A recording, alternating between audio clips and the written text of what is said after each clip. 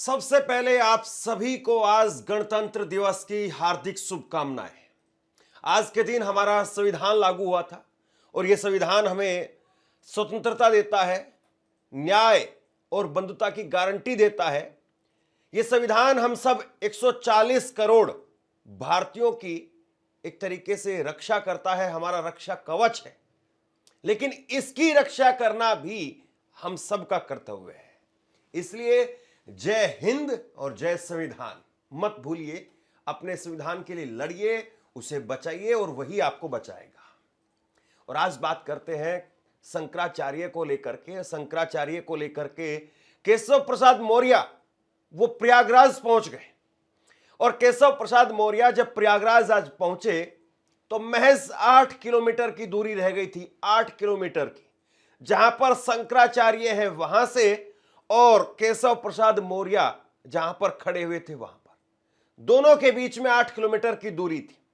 और यहीं पर खड़े होकर के केशव प्रसाद मौर्य ने जो कुछ कहा उससे एक तरीके से ना केवल बीजेपी के अंदर एक मजबूत दावेदार के तौर पर उन्होंने अपनी पेशगी कर दी। और जब शंकराचार्य ने उनको मुख्यमंत्री बनाने की बात कही थी उस पर भी उन्होंने बहुत कुछ जवाब दिया। आज उन्होंने विस्तार से अपनी बात कही है। अब से पहले उन्होंने 5-10 सेकंड के अंदर अपनी बात कही थी, लेकिन आज उन्होंने विस्तार से बात कही। और इसमें सबसे बड़ी बात यह है कि अब जिस तरीके से खुल करके शंकराचार्य के साथ में नजर आ रहे हैं केशव प्रसाद मौर्य, इससे क्या वाकई योगी आदित्यनाथ की उल्टी गिनती शुरू हो जाएगी? सबसे बड़ा सवाल है। देखिए, सबसे बड़ी बात यह है कि जिस तरीके से शंकराचार्य के मुद्दे पर योगी आदित्यनाथ की किरकिरी हो रही है और यह सवाल खड़ा हो रहा है कि कट्टर हिंदुत्ववादी सरकार के दावे करने वाले योगी आदित्यनाथ, उनके राज में उनको पीटने की कोशिश हो रही है। और कल रात को मैंने खबर दिखाई थी आपको, शंकराचार्य के शिविर के बाहर पहुंच करके आई लव बुलडोजर बाबा, आई लव योगी आदित्यनाथ ये नारे लगाने वाले, हंगामा करने वाले वो लोग भी योगी आदित्यनाथ के ही समर्थक हैं। उनकी तस्वीरें सामने आ गई, उस पर कुछ देर बाद में बात करते हैं। लेकिन आप जरा एक बार केशव प्रसाद मौर्य को सुनिए। केशव प्रसाद मौर्य को सुनिए। और केशव प्रसाद मौर्य जब उनसे सीधा सवाल दाग दिया पत्रकारों ने कि सरकार की तरफ से कोई पहल क्यों नहीं की जा रही है, सरकार की तरफ से, उन्होंने केशव प्रसाद मौर्य का नाम नहीं लिया था। और इस पर केशव प्रसाद मौर्य कहते हैं, बहुत गौर से एक शब्दों को सुनिए, राजनीति इन्हीं शब्दों के बीच में छुपी हुई होती है और कायदे से खबर वो नहीं होती है जो बोल दी जाती है या बता दी जाती है। खबर वो होती है जो बिटवीन द लाइंस होती है। और केशव प्रसाद मौर्य वो कह रहे हैं कि माननीय मुख्यमंत्री के स्तर से जो प्रयास किया जा रहा है वो किया जा रहा है, मेरी स्तर से प्रार्थना की जा रही है। इन दोनों लाइनों का मतलब आप समझिए। ऐसी हाथ आप उनको सरकार की तरफ से कोई पहल क्यों नहीं की जा रही है? सरकार की तरफ से क्या कोई पहल क्यों नहीं की जा रही, क्योंकि वो नाराज है? स्तर माननीय मुख्यमंत्री जी के स्तर से उस पर जो भी प्रयास किया जा रहा है वो किया जा रहा है, मेरे स्तर से प्रार्थना की जा रही है। अच्छा, यहाँ पर केशव प्रसाद मौर्य कह रहे हैं कि मुख्यमंत्री के स्तर से प्रयास किया जा रहा है और मेरी तरफ से प्रार्थना की जा रही है। अब प्रार्थना तो दिखाई दे रही है, प्रयास दिखाई नहीं दे रहे हैं। इसका मतलब आप समझ गए, यानी योगी आदित्यनाथ प्रयास ही नहीं कर रहे हैं। और सबसे बड़ी बात यह है कि अभी उन्होंने एक दिन पहले कहा था कि अगर मुझसे कहा जाएगा जाने के लिए तो मैं जाऊंगा। उन्होंने कहा था कि जब भी मुझसे कहा जाएगा बात करने के लिए तो मैं बात करूंगा और जो जरूर मुझसे जो भी हो सकेगा वो जरूर करने की कोशिश करूंगा। ये केशव प्रसाद मौर्य कह रहे हैं, प्रार्थना तो करूंगा ही करूंगा, चरणों में शीश झुकाऊंगा और जो कर सकता हूं वो करूंगा और वही कर रहा हूं। लेकिन अब जब वो पहुंचे तो उनके सुर जो है बदले हुए दिखाई देने लगे। मुझे लगता है कि पहले उन्होंने 2 दिन पहले जो कहा था उसको आप सुन लीजिए और उसके बाद में आज जब वो पहुंचे, यानी शनिवार शाम को जब वो पहुंचे, आज 26 जनवरी है, तो उनसे जब फिर से सवाल पूछा गया तो उनका जवाब कुछ और था। और उन्होंने 2 दिन पहले जो कहा था, पहले एक बार वो सुनिए। मुझे जब बात करने के लिए कहा जाएगा तो जरूर करूंगा। मैं तो प्रार्थना तो कर ही सकता हूं, चरणों में शीश झुका सकता हूं, निवेदन कर सकता हूं और वह निवेदन किया हूं। और आगे भी मैं निवेदन यही करता हूं कि जो भी विरोध है उसको समाप्त करके और संगम में स्नान करके और जो एक संदेश अनुकूल जाना चाहिए वो देने की कृपा करें, ऐसी मैं प्रार्थना करता हूँ। शंकराचार्य को लेकर के केशव प्रसाद मौर्य वो जबरदस्त एक्टिव नजर आ रहे हैं और शंकराचार्य को लेकर के जो संदेश देने की एक तरीके से कोशिश की जा रही है उसको मैं आपको कुछ देर में बताता हूं। लेकिन आप सुनिए, केशव प्रसाद मौर्य वो कह रहे हैं कि अब मेरा कोई कार्यक्रम नहीं है। अभी आपने सुना, वो कह रहे थे कि मुझसे अगर कहा जाएगा, मुझसे अगर बोला जाएगा तो मैं जरूर जाऊंगा, बात करूंगा, चरणों में शीश झुकाऊंगा, चरणों में प्रणाम करूंगा, उनके पैर पकड़ूंगा यानी। लेकिन अब वो कह रहे हैं मेरा जाने का कोई कार्यक्रम नहीं है, मेरा जाने का कोई कार्यक्रम नहीं है। और ये बात वो सर्किट हाउस में खड़े होकर के प्रयागराज के अंदर कह रहे थे, यानी वहां से और संगम पर जहां पर इस वक्त में अभिमुक्तेश्वरानंद सरस्वती बैठे हुए हैं, वहां दोनों के बीच में सिर्फ 8 किलोमीटर की दूरी थी। 8 किलोमीटर यानी 5 मिनट का रास्ता, 5 मिनट का रास्ता था। और 5 मिनट का ये रास्ता क्यों नहीं तय किया गया, इस पर हम बात करते हैं। लेकिन आप सुनिए, अभी भी वो लगातार प्रार्थना करते हुए नजर आए कि जिन अधिकारियों ने ये किया है उन पर कार्रवाई करेंगे, मेरा कोई कार्यक्रम नहीं है। ऐसा कोई कार्यक्रम मेरा नहीं है। मैंने प्रार्थना की है भगवान शंकराचार्य जी से कि कृपा पूर्वक वो अपना जो विरोध है उसको समाप्त करके संगम, पवित्र संगम में स्नान करके एक अनुकूल संदेश देने की कृपा करें। मेरी हाथ जोड़ करके विनती है, प्रार्थना है। लेकिन अभी मेरा कोई जाने का कार्यक्रम नहीं। लेकिन जो अधिकारी नहीं पहुंचे उस पर बड़ा उन्होंने नाराजगी व्यक्त की। जो भी होगा उसके लिए हम लोगों ने कहा था उसकी जांच करा करके जो होगा समाधान उसका निकाला जाएगा। लेकिन यह अभी जाने का मेरा कोई कार्यक्रम नहीं है। लेकिन मेरी प्रार्थना पुनः है कि अगर विरोध को समाप्त करके वह संगम स्नान कर लेंगे तो एक बहुत अच्छा संदेश जाएगा, ऐसी मेरी पूज्य शंकराचार्य जी महाराज से प्रार्थना। इसके बाद में पत्रकारों ने कहा कि शंकराचार्य वो कह रहे हैं कि भाई केशव प्रसाद मौर्य वो समझदार आदमी है, शालीन है, सभ्य है और ऐसे आदमी को उत्तर प्रदेश का मुख्यमंत्री होना चाहिए। तो इस पर जो जवाब आया है वो सुन लीजिए।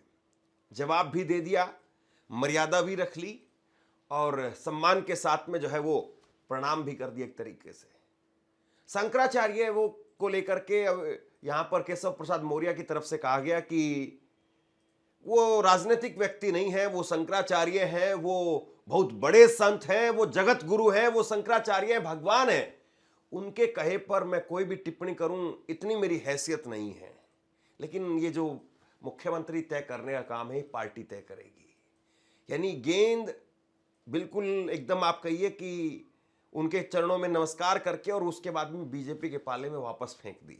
शंकराचार्य जी ने कहा है कि आपको सीएम होना चाहिए क्योंकि आपने जो बात करी। वो पूज्य शंकराचार्य हैं, वो कोई राजनीतिक नहीं है और किसको सीएम होना चाहिए किसको नहीं होना चाहिए, मैं चूँकि संत हैं, बहुत बड़े संत हैं, जगतगुरु शंकराचार्य हैं, इसलिए मैं उनके द्वारा कोई बात कही गई उस पर कोई टिप्पणी करूँ वो मर्यादा के अनुकूल नहीं है। लेकिन यह सब तय करना हमारी पार्टी का काम है और उनसे यही चरणों में प्रार्थना करेंगे। हम उनका सम्मान करते हैं, प्रयागराज के माघ मेले में आए, उनका हृदय से स्वागत करते हैं।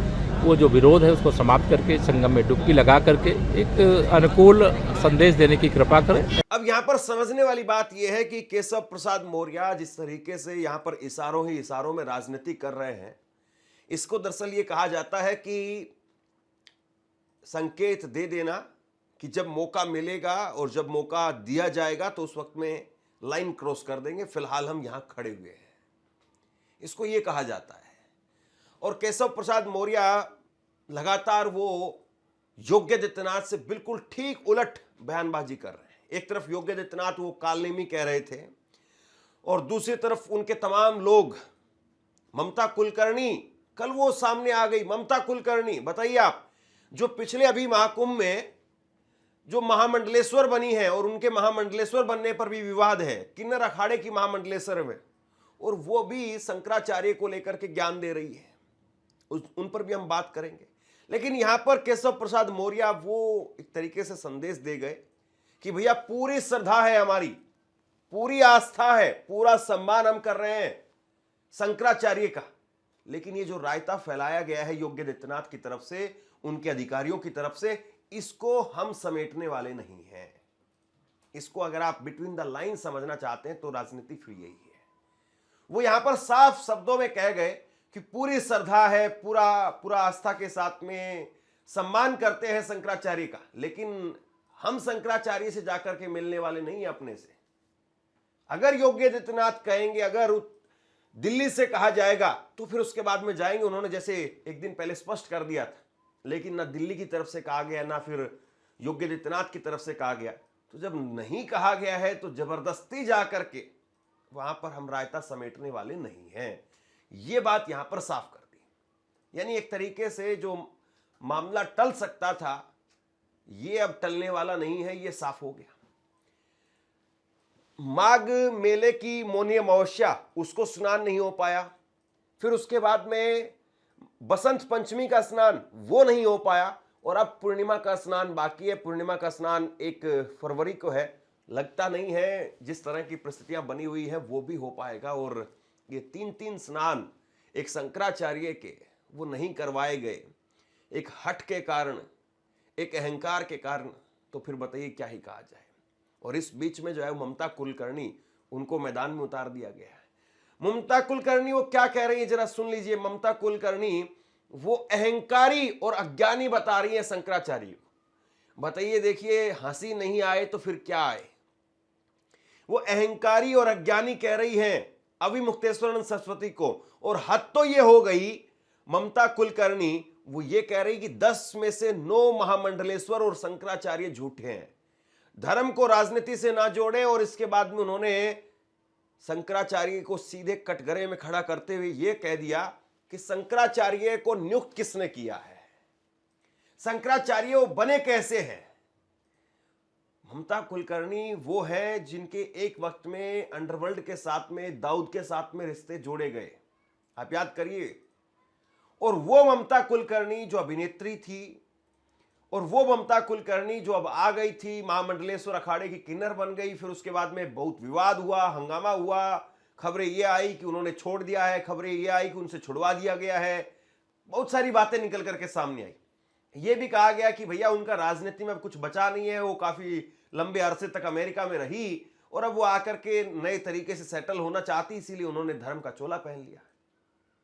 लेकिन ये सारी बातें एक तरफ आप रख दीजिए। शंकराचार्य को वो अज्ञानी और अहंकारी, चलिए अहंकार भी आदमी कह सकता है कि भैया कोई आदमी के बोलने से, उसके चाल ढाल से, उसके हाव भाव से हमें वो आदमी अहंकारी लग रहा है। लेकिन अज्ञानी कैसे आप कह सकते हैं? अज्ञानी तो आप तब कह सकते हैं जब आप उनके साथ में शास्त्रार्थ कर चुके हो, उनके साथ में वाद विवाद में आप बाजी जीत चुके हो, तब आप उनको अज्ञानी कहें साहब। अब आपने जो है उनके साथ में 2 बार भी बात नहीं की है, आप अपने आप को बहुत बड़ा महामंडलेश्वर बता रही है। कमाल की बात है। सुनिए उनका पूरा बयान मैं आपको सुनाता हूं। ममता कुलकर्णी ने सबसे पहले अविमुक्तेश्वरानंद सरस्वती को लेकर के सवाल उठाते हुए कहा कि उन्हें शंकराचार्य किसने नियुक्त किया। उन्होंने कहा कि करोड़ों की भीड़ में रथ लेकर चलने की क्या जरूरत थी।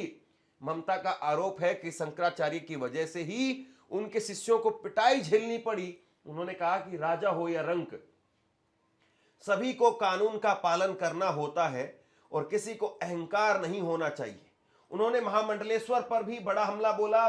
ममता कुलकर्णी ने कहा कि 10 में से 9 महामंडलेश्वर तथाकथित शंकराचार्य झूठे हैं और उन्हें शून्य ज्ञान है। अब बताइए अहंकार किसके अंदर है और अज्ञानी कौन है?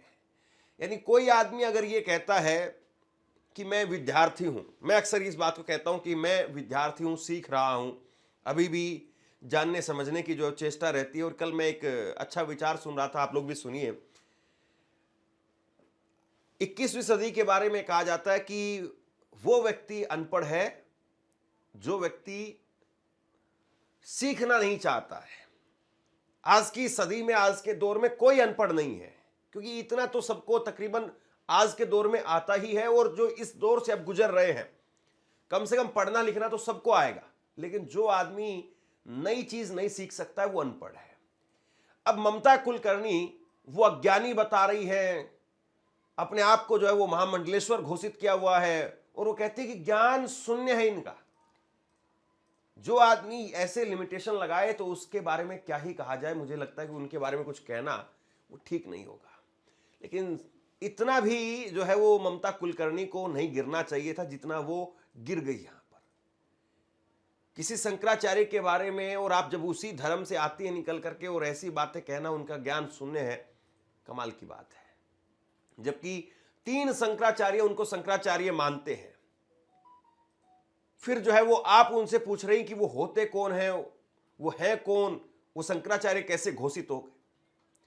क्या आप इन लोगों को नहीं जानती है जो लोग वहां पर जाकर के हंगामा कर रहे हैं? ये जरा तस्वीर देखिए। कल जो है वो शनिवार शाम जो है वो 6:30 बजे के आसपास हंगामा हुआ, बवाल मचा और शंकराचार्य के शिविर के बाहर जाकर के हंगामा किया गया। आई लव बुलडोजर बाबा और इस तरह के नारे लगाए गए और उसके बाद में इनकी तस्वीरें निकल करके सामने आई।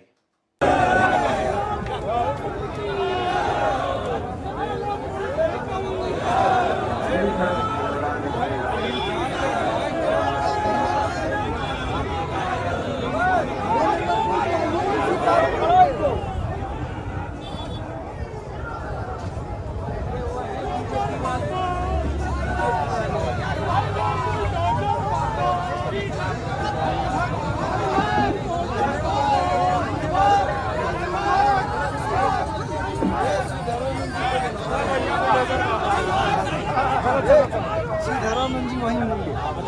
खड़क खड़क खड़क से आज के उपद्रव मचाए उनके द्वारा किया जा रहा है।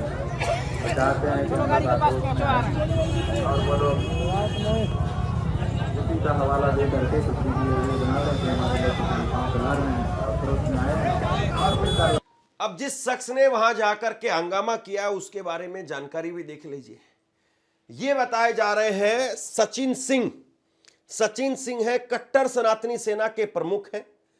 ये सतुआ बाबा के चेले हैं, योगी आदित्यनाथ उनको जो है वो मानते हैं और एक हैं तो सेफ हैं, बटेंगे तो कटेंगे। योगी आदित्यनाथ का नारा वो दिखाते हैं, आई लव बुलडोजर बाबा वो यहां पर लिख करके घूमते हैं और सतुआ बाबा की शरण में है।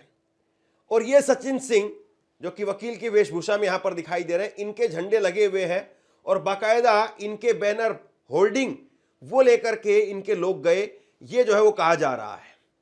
और इसके बाद में आप ये देखिए कि शंकराचार्य के हैंडल से बाकायदा इसको लेकर के लिखा गया, शंकराचार्य के हैंडल से कहा गया कि जैसे कि पहले ही अवगत करा दिया गया था, प्रशासन सरकार कुछ असामाजिक तत्वों को भेज करके माहौल खराब करना चाहती है। यह उसी क्रम में दूसरी घटना है जिसमें से कुछ लोग भगवा झंडा लेकर के बुलडोजर बाबा के नारे लगाते हुए आ पहुंचे, झगड़ने लगे, लेकिन महाराज के समर्थन में अधिक लोग होने के कारण भाग खड़े हुए। अब देखिए इसके बाद में शंकराचार्य की तरफ से, शिविर की तरफ से वहां स्थानीय पुलिस थाने के अंदर शिकायत दी गई एफआईआर दर्ज करने के लिए। ये आप अपने स्क्रीन पर देखिए, ये शंकराचार्य शिविर की तरफ से ये थाना अध्यक्ष के नाम पर एक चिट्ठी भेजी गई, वो उनको दिया गया बाकायदा, पंकज पांडे की तरफ से जो है ये लिखा गया है। और उसके बावजूद अभी तक इन लोगों पर, जिनकी पहचान भी सामने आ चुकी है, इन पर कोई एफआईआर नहीं हुई है, इन पर किसी तरीके की कोई एफआईआर जो है वो नहीं हुई है। अब बताइए आप क्या कहा जाए इसको। जिस तरीके से शंकराचार्य को लेकर के माहौल बनाया गया और जिस तरीके से ये लोग जाकर के वहां पर हुड़दंग कर रहे थे, तो क्या ये कहीं से भी शांति भंग करने की दिशा में कोई कानून का उल्लंघन नहीं करता है? और जब हम आज गणतंत्र दिवस पर ये बात कर रहे हैं, जब हम ये कह रहे हैं कि भारत में अपना उसका संविधान है और वो संविधान सबको आज़ादी देता है, स्वतंत्रता देता है, तो क्या शंकराचार्य के कोई अधिकार नहीं है?